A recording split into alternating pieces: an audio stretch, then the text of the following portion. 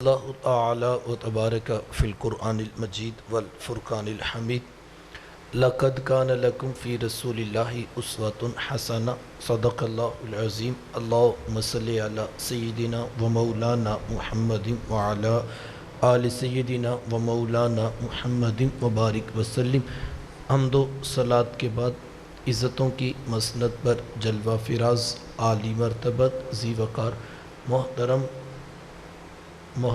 محتشم حضرت محترم پروفیسر محمد عبدالرحمن تارڑ صاحب زید مجدہ علمہ عملہ عمرہ و شرفہ اور واجب الاحترام ذوی الاحتشام برادران اسلام، السلام علیکم ورحمۃ اللہ وبرکاتہ۔ بتوفیق باری تعالیٰ مجھے اور آپ کو حضور علیہ السلام کے ذکر جمیل کی سعادت حاصل ہو رہی ہے۔ اللہ کی بارگاہ میں دعا گو ہوں کہ اللہ تعالیٰ میری اور آپ کی شرکت کا ایک ایک لمحہ قبول فرمائے اور قابل عمل باتوں پر توفیق عمل نصیب فرمائے۔ آپ جانتے ہیں کہ اللہ کے رسول صلی اللہ علیہ وآلہ وسلم جب ان کی ولادت ہوئی تو 7 دن تک اپنی والدہ حضرت آمینہ سلام اللہ علیہ کا دودھ پیا۔ 8ویں دن یہ اعزاز دشمن اسلام ابو لہب کی کنیز ثویبہ کو حاصل ہوا۔ اس نے حضور علیہ السلام کو دودھ بھی پلایا اور دیکھ بھال بھی کی۔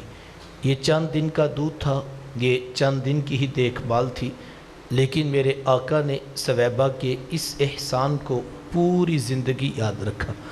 مکے میں تھے تو میری ماں کہہ کے پکارا کرتے، مدنی دور آیا تو یہاں مدینے سے ان کے لیے کپڑے بھی بھجوایا کرتے اور رقم کا بھی بندوبست کیا کرتے۔ یہ ہے شریعت، یہ ہے سیرت جو میرے حضور لے کر آئے۔ میرے حضور علیہ السلام تشریف فرماتے، صحابہ بیٹھے تھے کہ دور سے ایک بوڑھی خاتون کو اپنی طرف آتے دیکھا۔ آقا کریم علیہ السلام کی نظر پڑی تو میرے حضور اٹھ کھڑے ہوئے، میری ماں پکارتے ہوئے اور دوڑ لگاتے ہوئے ان کے قریب پہنچے، پھر کندھوں سے وہ چادر اتار کر نیچے زمین پر بچھا دی جسے میں اور آپ کائنات کا قیمتی اثاثہ سمجھتے ہیں۔ اپنی والدہ کو اس چادر کے اوپر بٹھایا، کان لگا کر گھنٹوں ان کی باتیں سنی، اور جب وہ بوڑھی خاتون خود اٹھ کر واپس جانے لگی تو کسی نے راوی سے پوچھ لیا، یہ آنے والی خوش قسمت خاتون کون تھی کہ حضور علیہ السلام نے کندھوں کی چادر ان کے قدموں کے نیچے بچھا دی؟ تو بتانے والے نے بتایا کہ تمہیں نہیں پتہ، یہی تو حضور علیہ السلام کی رضائی والدہ حضرت حلیمہ سعدیہ سلام اللہ علیہ تھی۔ سگی ماں تو سگی ماں ہے، میرے حضور علیہ السلام نے تو دودھ بنانے والی ماں کو بھی اتنی عزتیں عطا کی۔ ماں باپ کیا ہوتے ہیں یہ زمانے کو میرے حضور علیہ السلام نے آ کر بتلایا۔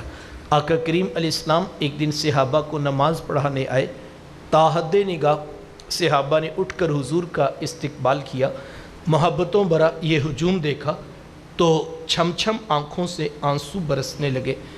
ایک ٹھنڈی آہ بری اور کیا فرمایا، لو ادرکت والدیہ او احدہما، کاش آج میرے ماں باپ بھی زندہ ہوتے یا ان میں سے کوئی ایک ہی زندہ ہوتا، پھر میں لوگوں کو نماز عشاء پڑھا رہا ہوتا، اس میں سورہ فاتحہ کی تلاوت کر رہا ہوتا، پھر میری ماں کو میرے ساتھ کوئی کام یاد آ جاتا، وہ دروازے پہ آتی، چلمن سرکاتی، اپنے میٹھے اور پیار بھرے لہجے میں فرماتی، ابنی محمد، میرے بیٹے محمد میری بات تو سنو۔ کہا لوگوں میں نماز کا مصلی چھوڑ کر پہلے ماں کی بات کو سن لیتا۔ زمانے کو عملاً بتایا ماں کا وجود کتنا معتبر ہوتا ہے۔ بیٹیاں کیا ہوتی ہیں یہ زمانے کو میرے محبوب علیہ السلام نے آ کر بتلایا۔ آقا کریم علیہ السلام کی تشریف آوری سے قبل آپ تاریخ عرب اٹھائیں، معاشرے کی حالت اتنی دردناک تھی کہ جب کسی کو یہ خبر دی جاتی کہ تیرے ہاں بیٹی نے جنم لیا ہے تو شرم سے اس کا منہ کالا ہو جاتا۔ عزت اور آبرو بچانے کا ایک ہی راستہ ہوتا کہ ظالم باپ ماں کی ممتا بری گود سے پھول جیسی بیٹی چھینتا، گڑھا کھود کے دھکا دے کر اوپر مٹی ڈال دیتا۔ اگر کوئی باپ اتنا ظالم، اتنا سفاک تھا تو وہ اس قابل تھا کہ معاشرے میں سر اٹھا کر جی سکتا ہے، اور اگر کسی کے ہاتھوں میں اتنی سکت نہیں کہ اپنی زندہ بیٹی کا گلا دبا سکے تو وہ اس قابل نہیں تھا کہ معاشرے میں سر اٹھا کر جی سکے۔ یہ عرب معاشرہ ہے جس کو قرآن مجید فرقان حمید نے بھی بیان کیا ہے۔ وہ عملاً بیٹیوں کو ذبح کیا کرتے اور بہنوں کو زندہ درگور کر دیا کرتے۔ جس دور میں بیٹی ذبح کی جا رہی تھی، جس دور میں بہن زندہ درگور کر دی جاتی، میرے حضور اس دور میں کلمہ حق بلند کیا، بیٹیوں کو ذبح کرنے والوں سن لو، فاطمہ تو بدعۃ منی، میری فاطمہ تو میرے جگر کا بھی ٹکڑا ہے۔ یہ کلمہ محبت بھی ہے، یہ کلمہ جہاد بھی ہے۔ دیکھیں، آج میں یا آپ اپنی بیٹی یا بہن کے لیے کوئی پیار بری بات کہیں تو یہ بہت بڑی بات نہیں ہے۔ آج اس معاشرے میں بیٹی کی عزت ہے، آج اس معاشرے میں بہن کا وقار ہے۔ یوں ہی تو نہیں بوڑھا باپ اپنی جھکی ہوئی کمر پہ بوریاں لاد لاد کے مزدوری کر رہا تھا کہ میں نے اپنی بیٹی کو عزت کے ساتھ رخصت کرنا ہے۔ جوان سال بھائی فیکٹری میں اوور ٹائم لگا رہے ہیں کہ ہم نے بہنوں کو عزت کے ساتھ بیانا ہے۔ یار، یہ باپ تو ذبح کرتا تھا، یہ بھائی تو زندہ درگور کر کے آسودہ ہو جاتا تھا، آج یہ فیکٹریوں میں اوور ٹائم لگا رہے ہیں۔ آج بیرون ملک جا کے بہنوں کے لیے مزدوری کرنی پڑے تو بھائی اس کو بوجھ نہیں سمجھتا، اس کو سعادت سمجھتا ہے، اور بڑے فخر سے بتاتا ہے الحمدللہ میں نے 3 بہنوں کی ذمہ داری خود محنت مزدوری کر کے نبھائی ہے۔ کل تلک ذبح کر کے مطمئن ہونے والا آج ان کے لیے مزدوریاں کر کے مطمئن ہے۔ اتنا بڑا انقلاب کہاں سے آ گیا؟ ان کے سینے میں کوٹ کوٹ کر بہن اور بیٹی کا پیار کس نے بھر دیا؟ اور وہ نفرت جو بیٹی کے بارے میں تھی وہ کس نے کھرچ کے نکال دی، اور کس نے جو ہے وہ بیٹی کے سینے کا پیار باپ کے سینے میں ڈال دیا؟ جواب ایک ہی ہے، اس ہستی کا نام آمینہ کا لال ہے، محمد عربی صلی اللہ علیہ وسلم کا یہ فیض ہے۔ اللہ اکبر۔ آقا کریم علیہ السلام ایک دن گھر تشریف لائے۔ ام المومنین حضرت سیدہ عائشہ صدیقہ رضی اللہ تعالی عنہ عرض کرتی ہیں کہ حضور آج بڑا عجیب واقعہ ہوا۔ حضور میں عائشہ آج کیا ہوا؟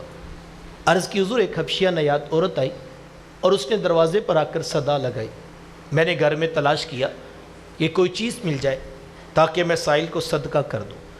تلاش بسیار کے بعد مجھے صرف ایک کھجور ملی اور میں اس کو وہی صدقہ کر دیا۔ حضور اس نے اس کھجور کے 2 ٹکڑے کیے، ایک دائیں جانب والی بیٹی کو کھلا دیا اور ایک بائیں جانب والی بیٹی کو کھلا دیا۔ حضور ماں خود بھی بھوکی تھی، اس کا اپنا پیٹ بھی کمر سے لگا ہوا تھا، لیکن اس نے خود کچھ نہیں کھایا اور سب کچھ اپنی بیٹیوں کو کھلا دیا۔ یہ کہتے کہتے ام المومنین آپ دیدہ ہو گئی، آنکھوں میں آنسو آ گئے۔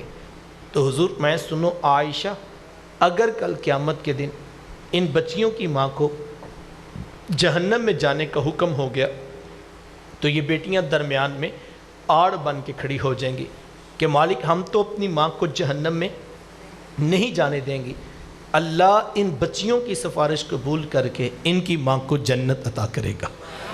کہاں بیٹیاں باعث شرم و ننگوار سمجھی جاتی تھی، کہاں بیٹیاں ہی دخول جنت کا سبب قرار پائیں۔ خود فرمایا جس کو اللہ نے 2 بیٹیاں یا 2 بہنیں عطا کی، پھر اس نے ان کی پرورش کی، ان کی تربیت کی، یہاں تک کہ ان کا نکاح کر دیا، اور پھر پیچھے سے بھی اس نے خیر خبر رکھی، تو میرے حضور فرماتے ہیں اتنا خوش قسمت شخص ہے کل قیامت کے دن میرے اتنے قریب ہوگا جتنی یہ 2 انگلیاں آپس میں قریب ہیں۔ یہ اعزاز، یہ تکریم کس کو ملے گی؟ جس نے بیٹیوں سے وفا کی ہوگی۔ بہنیں کیا ہوتی ہیں؟ یہ زمانے کو میرے حضور علیہ السلام نے آ کر بتلایا۔ آقا کریم علیہ السلام کی تشریف آوری سے حضور علیہ السلام کی آپ جانتے ہیں نہ کوئی سگی بہن تھی اور نہ کوئی سگا بھائی۔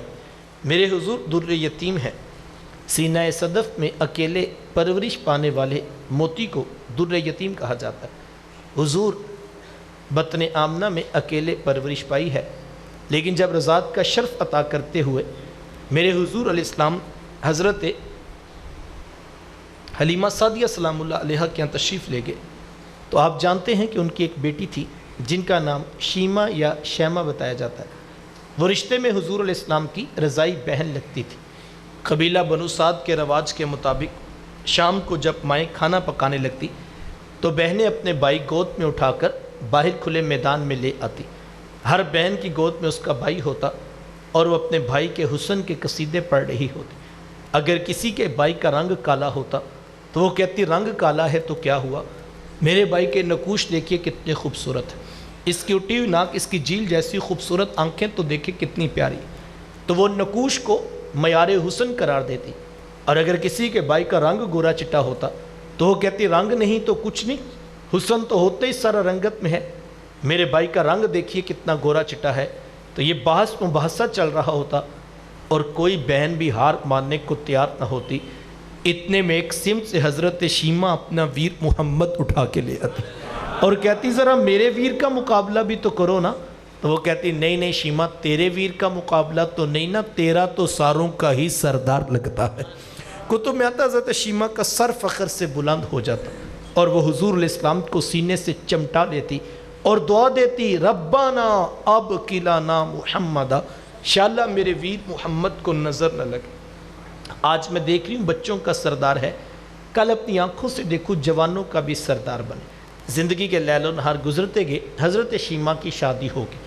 مدنی دور کی کہانی ہے، اور اتفاق یہ ہوا کہ جس قبیلے میں حضرت شیمہ کی شادی ہوئی، حضور علیہ السلام کے صحابہ کی لڑائی اور جنگ اسی قبیلے میں ہوئی۔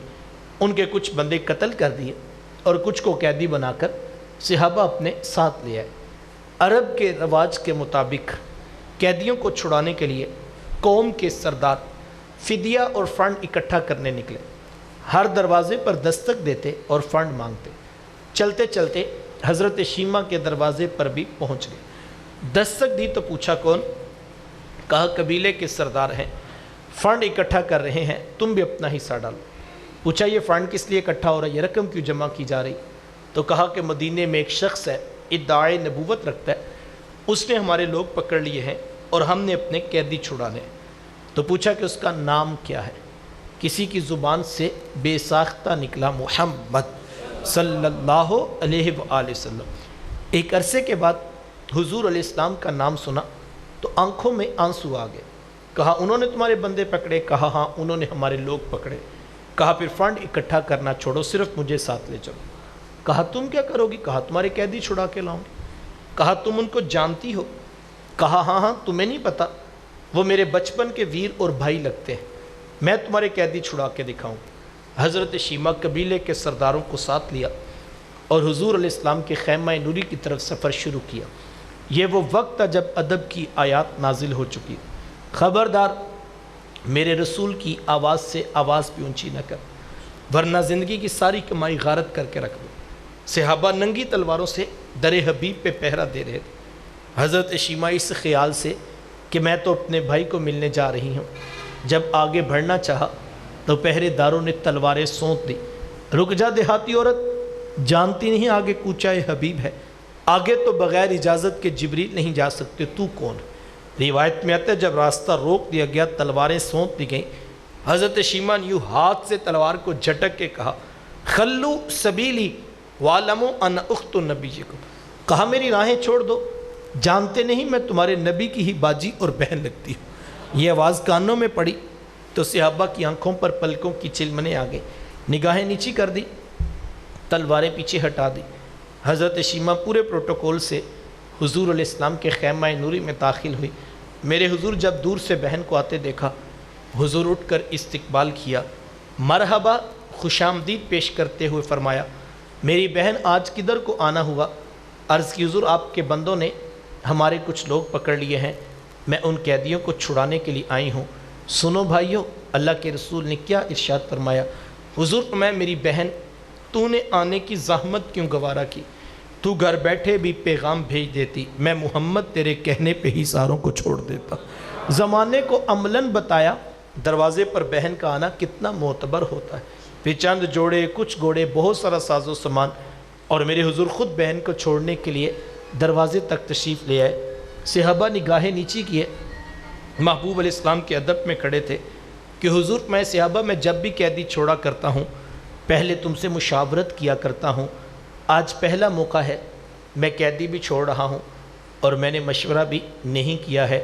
عرض کی اے بندہ نواز، آپ مالک کل کائنات ہیں، آپ جو چاہیں کریں، ہم کون ہوتے ہیں بھلا درمیان میں مشورہ دینے والے؟ لیکن حضور جی اتنا تو بتائیے آج کون سی خاص بات تھی کہ آپ نے مشورہ بھی ضروری نہیں سمجھا؟ حضور میں صحابہ آج میرے دروازے پر میری بہن آ گئی تھی، اور جب بہنیں دروازے پہ آ جائیں اللہ کے رسول انہیں خالی نہیں موڑا کرتے۔ زمانے کو عملاً بہن کا رشتہ میرے محبوب علیہ السلام کی دہلیز سے ملا ہے۔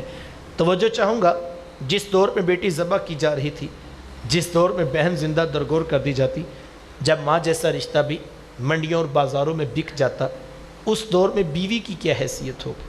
جبکہ آج کے اس تہذیب یافتہ دور میں بھی کچھ لوگ بیوی کو پاؤں کا جوتا خیال کرتے ہیں۔ یہ زمانہ جاہلیت کی باتیں ہیں۔ آقا کریم علیہ السلام نے ازواج مطہرات کے ساتھ جو حسن سلوک کی داستانیں رقم کی ہیں، زمانہ ان کی مثال نہیں لا سکتا۔ کسی کو میرے حضور حمیرہ کہہ کے پکارتے ہیں، کسی کے لیے بکری کا بچہ ذبح کرتے ہیں اور گوشت کے مختلف ٹکڑے ان کی سہیلیوں کے ہاں بیچتے ہیں۔ حضور کثرت کے ساتھ حضرت خدیجہ الکبریٰ رضی اللہ تعالی عنہ کا ذکر کیا کرتے۔ حضرت سیدہ عائشہ صدیقہ رضی اللہ تعالیٰ عنہ فرماتی ہیں کہ میرا جو ان سے رشتہ تھا ایک دن میری زبان سے بے ساختہ نکل گیا کہ حضور اللہ نے آپ کو بہتر ازواج عطا کر دی اور آپ ابھی تک اس بوڑھی عورت کو نہیں بھولے۔ فرماتے پھر حضور کے چہرے پر جلال آ گیا اور حضور میں اے عائشہ مجھے خدیجہ کے بارے تکلیف نہ دو، جب پورے مکے نے میرا انکار کیا تھا ایک خدیجہ تھی جس نے میرا اقرار کیا تھا۔ ہاں میں انہیں کیسے بلا سکتا ہوں جب زمانہ میری مخالفت کر رہا تھا۔ خدیجہ میرے سے اس وقت بھی محبت کی دعوے دار تھیں۔ فرماتی پھر میں نے ہمیشہ محبتوں کا ہی اظہار کیا، اور یہی حضرت خدیجہ الکبریٰ رضی اللہ تعالی عنہا ہے۔ جب ان کا وقت آخر قریب آیا تو حضرت سیدہ فاطمہ الزہرا رضی اللہ تعالیٰ عنہا کو بھیجا اور کہا بیٹا جاؤ جا کر حضور علیہ السلام سے چادر رحمت مانگ لاؤ۔ سیدہ حاضر خدمت ہوئی اور آ کر عرض کی کہ میری والدہ چادر مانگ رہی ہیں۔ آقا کریم علیہ السلام نے چادر بھی اتار کر پیش کر دی اور ساتھ فرمایا بیٹا اپنی والدہ سے پوچھو یہ چادر کیا کرنی ہے۔ یہ کہتے کہتے میرے حضور بھی ساتھ تشریف لے آئے اور حضور میں خدیجہ اپنی چادر کیا کرنی ہے؟ عرض کی حضور مجھے جو بخار ہے لگتا یوں ہے کہ جان لیوا ثابت ہوگا، میری آرزو یہ ہے کہ مجھے کفن ملے تو آپ کی چادر رحمت میں ملے۔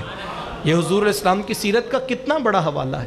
یار بیوی آرزو کر رہی ہیں اگر مجھے شوہر کی چادر میں کفن مل جائے تو یہ رب کی حضور میری بخشش کی ضمانت ہوگا۔ حضور علیہ السلام نے چادر بھی اتار کر پیش کر دی اور ساتھ تاریخ ساز جملہ ارشاد فرمایا خدیجہ آپ نے تو صرف چادر مانگی ہے، لو ارتی جلدی لآتے تو کہ اگر آپ مجھ محمد کی جلد بھی مانگ لیتی میں وہ بھی اتار کے پیش کر دیتا۔ زمانے کو رشتوں کا تقدس میرے حضور علیہ السلام کی دہلیز نور سے ملا ہے۔ صاحبو یہ وہ محبتوں کا دین ہے، یہ وہ الفتوں کا پیغام ہے، یہ وہ جوڑنے والی تعلیمات ہیں جو لے کر میرے حضور علیہ السلام اس کائنات میں جلوہ فراز ہوئے۔ ہم حضور علیہ السلام کی آمد کی خوشی میں کمکمے روشن کر رہے ہیں، ہم چراغاں بھی کر رہے ہیں، ہم راہوں میں پھول کلیاں پتیاں بھی بچھا رہے ہیں، ہم مٹھائیاں بھی بانٹ رہے ہیں اور ہم دیگے بھی پکا کر تقسیم کر رہے ہیں۔ یہ سب کام باعث برکت، میں ان کی نفی نہیں کرتا۔ کوئی نادان ہی ہوگا بیچارہ جو اس عنوان پر الجھ پڑے یا کوئی فتویٰ امت پر لگا دے۔ میں تو صرف ایک سادہ سی بات کہا کرتا ہوں کہ یار اگر حضور علیہ السلام کی آمد کی خوشی بھی نہیں منانی تو پھر کائنات میں خوشی بچتی کون سی ہے؟ خوشی ہے کون سی؟ خوشی کہتے کسے ہیں؟ کیا وہ خوشی تھی جب باپ بیٹی کو ذبح کر کے آ جاتا تھا؟ کیا وہ خوشی تھی جب بھائی گڑھا کھود کے اپنی بہن کو زندہ درگور کر دیتا تھا؟ آج کہا جاتا جناب لکھا کہاں ہے، لکھے کی کمی نہیں صاحب، لیکن ایک سادہ سا سوال ہے، ذرا پیچھے پلٹ کر تو دیکھیں، جب تک وہ اس دھرتی پہ جلوہ فراز نہیں ہوئے تھے انسان کے پلے تھا کیا؟ ذرا پلٹ کر تو دیکھو انسان کی حیثیت کیا تھی۔ یار جانور بھی اپنے بچوں سے پیار کرتے ہیں، یہ انسان نما جانور اس قدر گر چکا تھا کہ گڑھا کھود کے اپنی ہی بیٹی دفن کرتا تھا اور معاشرہ داد دیتا تھا تو یہ خوش ہو جاتا تھا۔ میں کہتا ہوں پیچھے انسان پلٹ کر تو دیکھے، خدا شناسی تو بڑے دور کی بات ہے، یہ تو خود شناس بھی نہیں تھا۔ ذرا انسان پیچھے پلٹ کر تو دیکھے اس کی حالت کیا تھی۔ کیا یہ چاند سورج ستاروں کو اپنا خدا نہیں سمجھتا رہا؟ یہ انسان پتھر و حجر کی پرستش نہیں کرتا رہا؟ اس کی حالت تو اتنی دردناک ہے یار کہ یہ اپنے ہاتھوں سے مٹی کا بت بناتا، اس کو اپنا خدا سمجھ کے بیٹھ جاتا۔ اس نے کبھی کیچواؤں کی، کبھی سانپ کی انسان نے پرستش کی۔ یہ تو کرم ہو گیا صاحب کہ دھرتی پہ قدم آئے سونے محمد کے۔ اور انہوں نے آ کے بتایا تو سورج کی پرستش کرتا ہے، دیکھ ہمارے اشارہ ابرو پہ پلٹ کے آتا ہے کہ نہیں آتا، تو چاند کو خدا سمجھے بیٹھا ہے، دیکھ انگلی اٹھتی ہے چاند کے بھی کلیجہ ٹوٹ جاتا ہے کہ نہیں، اور سڑیاں کھجوراں اگا جاند آئے اور پتھراں تی کلمے پڑھا جاند آئے، قطرے کو سمندر ذرے کو ستارہ کرتے ہیں، کونین کو خم آ جاتا ہے جب زلف سنوارا کرتے۔ تو یہ تو محبتوں کا عنوان ہے، یہ تو الجھنے کی تو بات ہی نہیں تھی۔ دیکھو اس بات پر تو بحث ہو ہی نہیں سکتی ہے۔ میں یہ کہتا ہوں ایک سادہ سا عنوان ہے کہ جب کوئی شخص کسی کے پاس آتا ہے، لوگ آنے والے کا استقبال کرتے، بیٹے کی بارات ہے، لوگ مہمان آ رہے ہیں، لوگ آگے بڑھ کر پھول پہناتے ہیں، ہار پہناتے ہیں، پتیاں پھینکتے ہیں۔ میرا نہیں خیال کسی نے جا کے کسی مفتی صاحب سے پہلے فتویٰ لیا ہو کہ حضرت شام کو ہمارے مہمانوں نے آنا ہے تو ہم جو ہے وہ پتیاں پھینکنا چاہتے ہیں، پھولوں کے ہار پہنانا چاہتے ہیں، کوئی فتویٰ ہی دے دیجئے ہمیں، کوئی قرآن کی آیت بتا دیجئے۔ اس وقت تو کسی نے نہیں کہا صحابہ کا عمل کی طرح، اس وقت تو کسی نے نہیں کہا تابعین کا ہی دکھا دیجئے، اس وقت تو کسی نے نہیں کہا کسی صحابی نے برات پہ پھول پھینکے ہو، کوئی حوالہ قرآن کی آیت کا ہی بتا دیجئے، کوئی حدیث کا ہی بتا دیجئے۔ کیوں نہیں پھینکا؟ اور آج تک کسی مفتی صاحب نے فتویٰ بھی نہیں لگایا۔ یہ عمرہ کر کے آتے ہیں لوگ، چلو میں شادی کی مثال نکال دیتا ہوں، آپ ذرا آگے بڑھ جائیں، لوگ عمرہ کر کے آتے ہیں، پورا ٹیوٹا بھر کے لاہور ایئرپورٹ پہ آپ پہنچ جاتے ہیں، کبھی کسی نے نہیں کہا حضرت ہم جا رہے ہیں، کوئی شرعی آیت بتا دیں، کوئی حدیث کا ٹکڑا بتا دیں، کوئی جز بتا دیں، کوئی نص قطعی نہیں تو چلو اشارۃ النص سے ہمیں سمجھا دیں۔ کبھی کسی نے جا کے فتویٰ نہیں لیا، اور نہ ہی کبھی کسی پہ فتویٰ لگا۔ کیوں؟ اس لیے کہ ہر شخص جانتا ہے کہ جب کوئی آئے آنے والے کا استقبال کرنا چاہیے۔ مسلک تو مسلک، اس بات میں کسی مذہب کا اختلاف نہیں، یہودیت، عیسائیت، سکھ ازم، ہندوازم، تمام مذاہب اس بات پر متفق ہیں کہ جب کوئی شخص آئے آنے والے کا استقبال کرنا چاہیے۔ بلکہ میں کہتا ہوں جو مذہب کو بھی نہیں مانتے انہوں نے بھی انسانیت کی اخلاقی معیارات، مورل ویلیوز لکھ لی کہ جب کوئی شخص آئے آنے والے کا استقبال کرنا چاہیے۔ کیا خیال ہے؟ کوئی آئے تو استقبال کرنا چاہیے، نبیوں کے امام آئیں تو استقبال نہیں کرنا چاہیے، محبوب خدا آئیں تو استقبال نہیں کرنا چاہیے؟ اللہ، یہ کون سا سوال ہے؟ اس پہ کس پہ امت کو الجھا کے رکھ دیا؟ اور سوشل میڈیا پہ جناب بحث چل رہی ہے اور جو ہے کمپین چل رہی ہے، صحابہ کی زندگی سے بتا دو۔ میاں کسی موضوع پہ یہ خیال نہیں آیا، یہ اسی موضوع پر کیوں آیا؟ سب انسان متفق ہے، میں کہ انسانوں کی بستی ہو، انسان یہ اصول رکھتے ہیں اخلاقیات کا کہ آنے والے کا حق ہے کہ اس کا استقبال کیا جائے۔ اور میں یہ آپ کو بھی کہنا چاہوں گا، میں کہتا ہوں یار یہ کوئی استقبال ہے؟ یہ آرٹیفیشل پھول یہ کوئی استقبال ہے؟ تشریف کون لا رہے ہیں جناب؟ اللہ اکبر، آ وہ رہے ہیں جن کے پیچھے 1.25 لاکھ کے قریب نبی ہاتھ باندھ کے کھڑے ہیں۔ تشریف آوری ان کی ہے جو سیر کرنے بھی آئیں تو کم از کم رب کا عرش دیکھ کے آتے ہیں۔ اتنی بڑی ہستی کی تشریف آوری ہو تو مجھے بتاؤ یہ کاغذی پھول بھی کوئی استقبال ہے؟ مجھے بتاؤ یہ جو ہے وہ کلیاں، یہ پھول، یہ جھنڈیاں بھی کپڑے کی کوئی استقبال کریں گی؟ یہ استقبال نہیں ہے، در حقیقت یہ ہم کمزور لوگوں کا اظہار محبت ہے۔ ہم اپنی عقیدت کا، اپنی محبت کا صرف اظہار کرتے ہیں، اور یار ہم کیا استقبال کریں گے؟ اور یہ کیا استقبال ہے؟ استقبال تو اس دن ہوا تھا جب میرے حضور حضرت آمینہ کے آنگن میں جلوہ فراز ہوئے تھے۔ سیدہ خود فرماتی ہیں اتنی روشنیاں، اتنے اجالے، اتنے نور، اتنے چراغ اترے کہ میں بیٹھی مکے میں تھی، شام کے محلات بھی دیکھ رہی تھی۔ شرق کے جانور غرب کی طرف، غرب کے جانور شرق کی طرف دوڑ لگا رہے تھے، اور ایک دوسرے سے ملاقات کر کے کہہ رہے تھے مبارک ہو آمینہ کے گھر مصطفیٰ تشریف لے آئے ہیں۔ آواز آ رہی تھی بخن بخن قابض محمد، مبارک ہو، پوری دھرتی پہ محمد عربی کا قبضہ ہو گیا۔ تو ہم کمزور لوگ کیا استقبال کریں؟ یہ کوئی استقبال نہیں ہے۔ اور میں کہتا ہوں یہاں تو کاغذ کے پھولوں پہ فتوے ہیں، یہاں تو کپڑے کی نازک سی بنی ہوئی جھنڈیوں پہ فتوے ہیں۔ میں کہتا ہوں میاں ہمارا تو بس نہیں چلتا، ورنہ دل کاٹ کے محبوب کی راہوں میں ڈال دیں۔ یہ کاغذ کی جھنڈیاں کیا استقبال کریں گی؟ اگر دل بھی ان کی راہ میں بچھا دیا جائے تو پھر بھی حق کے شکر ادا نہیں ہو سکتا ہے۔ میرے استاذ المکرم فرمایا کرتے ہیں کہ بیٹا ہمارے بدن پہ اتنے بال نہیں ہیں جتنے رسول اللہ کے احسانات ہیں، اور صرف ہمارے پر نہیں، انسانیت پر احسانات ہیں۔ حضور محسن انسانیت کہلائے ہیں، تو انسانیت آج ناز کر رہی ہے۔ اور انسانیت کو حضور نے وقار عطا کیا، حضور نے عزت کی مسند عطا کی ہے، اور رب کی دہلیز اور رب کی چوکھٹ تک جو ہے وہ انسانیت کو حضور علیہ السلام نے پہنچایا ہے۔ تو یہ کمکمے، یہ روشنیاں، یہ چراغ، یہ پھول، یہ کلیاں، یہ مٹھائیاں، یہ سب محبت کے انداز ہیں۔ لیکن میں اس کے باوجود بھی یہ کہتا ہوں، یہ سب کچھ باعث برکت ہونے کے باوجود جوانوں یاد رکھنا، یہ سب کچھ صرف آغاز سفر ہے، یہ منزل نہیں ہے۔ منزل حضور کی ذات ہے، منزل محبوب کا پیغام ہے، منزل ان کی سیرت ہے، منزل ان کے اخلاق ہے، منزل ان کا اسوہ نور ہے۔ تو بڑا نادان ہوگا نا وہ بیچارہ جو آغاز کی جھنڈیوں پہ الجھ پڑا اور ساری زندگی اس پہ فتوے لگاتے گزر گئے، اور اس نے ایک قدم آگے پلٹ کے دیکھا ہی نہیں کہ یہ جو آغاز تھا اس کا سفر کیا ہے، اس کی منزل کیا ہے، اس کا مقصود و مدعا کیا ہے۔ میں کہتا ہوں کاش وہ ایک قدم آگے بڑھ کے دیکھتا تو دل بھی پکار اٹھتا، یار جس سفر کا آغاز اتنا خوبصورت ہے، منزل کتنی پیاری ہوگی۔ دل سے آواز آتی کہ منزل کی طرف جانا ہے۔ اچھا اگر وہ نادان ٹھہرا جو ساری زندگی جھنڈیوں پہ فتوے لگاتا گزر گیا، تو یار وہ بھی تو کوئی عقل مند نہیں ہوگا جو ساری رات جھنڈیاں ٹانگتا رہا، چراغوں میں تیل ڈالتا رہا، کمکمے روشن کرتا رہا، اور جب صبح فجر کی اذان ہوئی تو اس کی بھی آنکھ لگی ہوئی تھی، اور وہ بھی مسجد میں آنے تک ابھی تک آمادہ نہیں ہوا۔ کوئی جھنڈیوں میں الجھ کے رہ گیا اور کوئی جھنڈیوں میں ہی کھو کے رہ گیا۔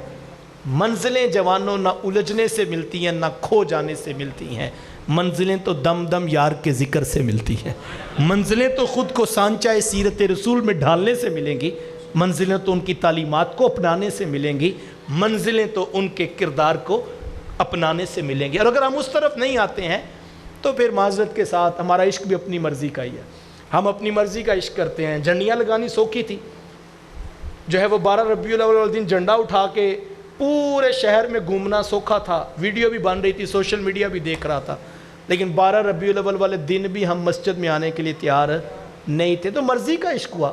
تو صاحب عشق اپنی مرضی کا تو نہیں ہوتا، عشق تو ہوتا ہی محبوب کی مرضی کا ہے، عشق تو نام ہی محبوب کی مرضی کا نام ہے۔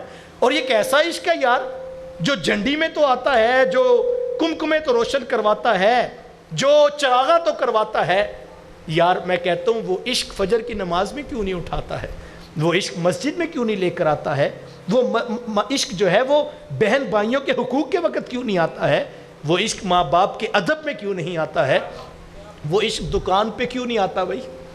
اس عشق کو کبھی دکان پہ بھی تو آنا چاہیے نا، اور بتانا چاہیے میاں رشوت لینے والا، رشوت دینے والا جہنم میں جائیں گے۔ اس عشق کو کبھی کاروبار میں بھی آنا چاہیے نا، اور بتانا چاہیے کہ سودی کاروبار حرام ہوتا ہے۔ لیکن اس وقت تو ہم عشق اس وقت تو عاشق کو نہیں سمجھ آتی کہ یہ کیا ہے، اس وقت تو عاشق جو ہے بھول جاتا ہے کہ میں نے عشق کسی اور جگہ پہ کیا ہوا ہے۔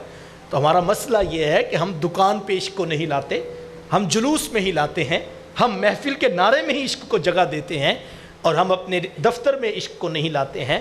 تو مسئلہ تو تب حل ہوگا یہ عشق دکان پہ بھی ہو، یہ عشق کلاس میں بھی ہو، یہ عشق استاد کی سیرت میں بھی ہو، یہ عشق جو ہے وہ تاجر کے رویے میں بھی ہو، امانت بھی ہو، صداقت بھی ہو، اخلاقیات بھی ہوں، تو عشق کامل تب ہوتا ہے۔ لیکن اگر عشق جو ہے وہ اپنی مرضی کرتا رہے تو مرضی کا نام تو شیطانیت ہوتی ہے، مرضی کے نام تو خواہشات ہوتی ہیں، مرضی تو نفسانی رنگ ہے۔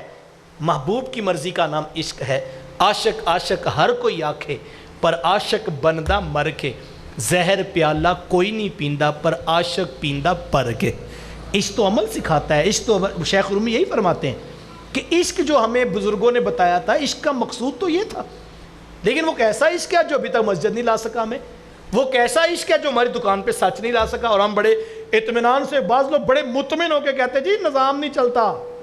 یہ جملے ہیں مسلمانوں کے، جناب ہم بات تو سمجھ آتی ہے، لیکن جو آپ کہتے ہیں نا سچ بولیں، یہ دفتری نظام ہے، یہ پورا سسٹم ہے حضرت صاحب۔ آپ تو مسجد میں تقریر کرتے ہیں، میاں اس سے سسٹم نہیں چلتا، کیا بات کرتا ہے مسلمان، اور دعویٰ ہے عشق رسول کا، اور جھوٹ کے ساتھ کھڑا ہے، اور کسی نے کہا میاں یہ کیا کرو، کہا جی اس کے بغیر سسٹم نہیں چلتا۔ کیسا یقین ہے تیرا تیرے پیغمبر پہ صاحب؟ اگر یہ سسٹم چلتا نہیں تھا مجھے بتاؤ اللہ نبیوں کے امام کو یہ دیتا کیوں؟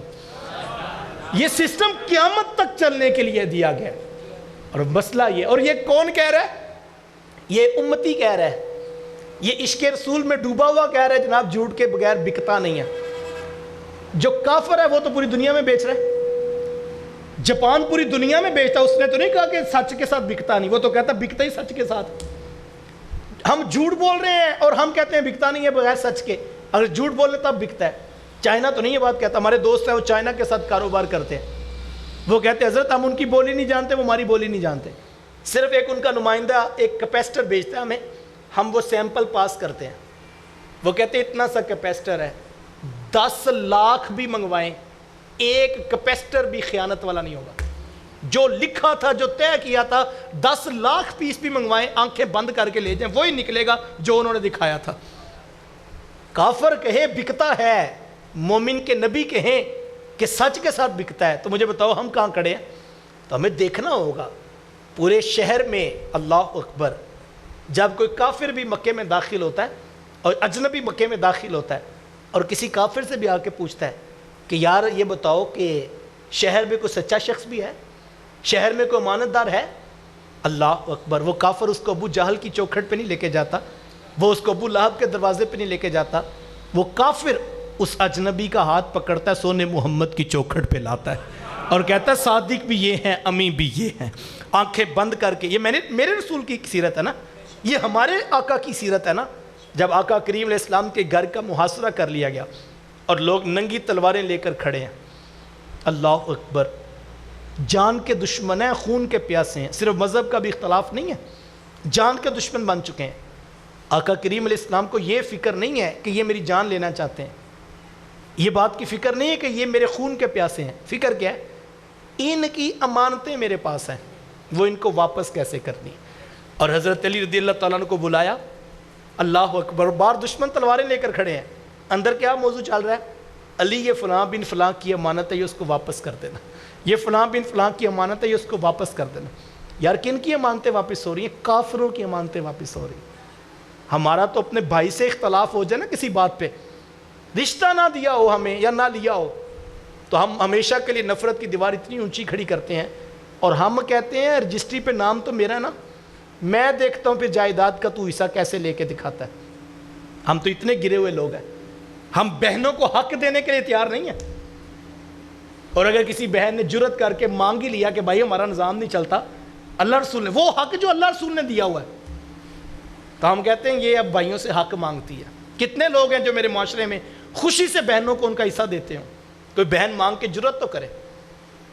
तो ये मुसलमानों का माशरा है जो इतने जालिम हो जाए, बहनों की जायदादें हड़प कर जाएं, उनसे बड़ा। फिर एमपीए बदलने की जरूरत नहीं है, फिर एमएनए बदलने की या वजीर बदलने की जरूरत नहीं, साहिब अपने आप को बदलने की जरूरत है। तो मसला जो बहनों का हक नहीं माफ करता, उसको आप वजीर आजम बना दें या उसको आप वजीर लगा दें, फर्क कोई नहीं पड़ना।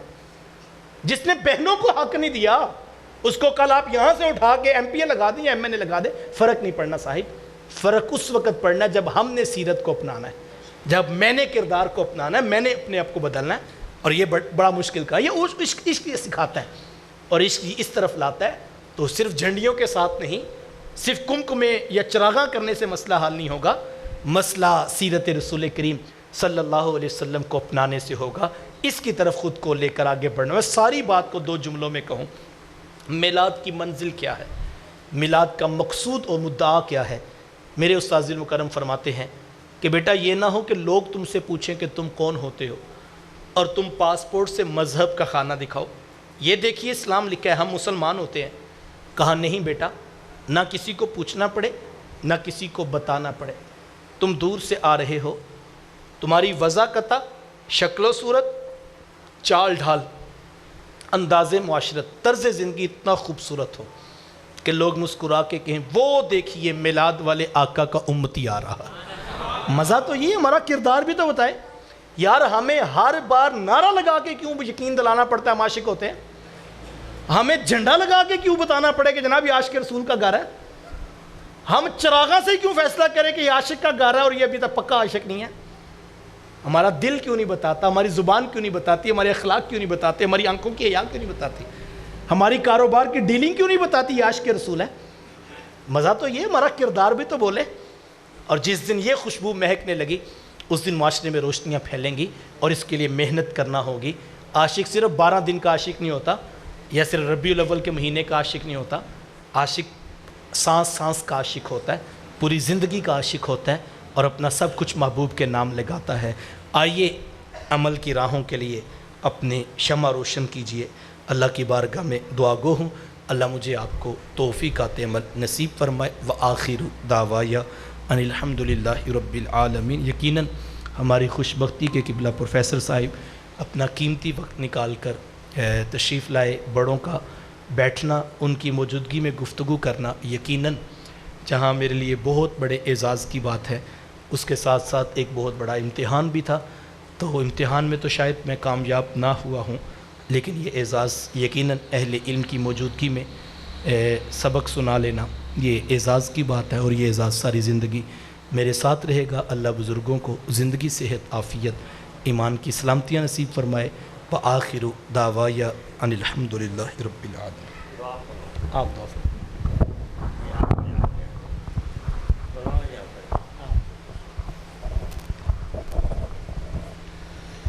بسم اللہ الرحمن الرحیم۔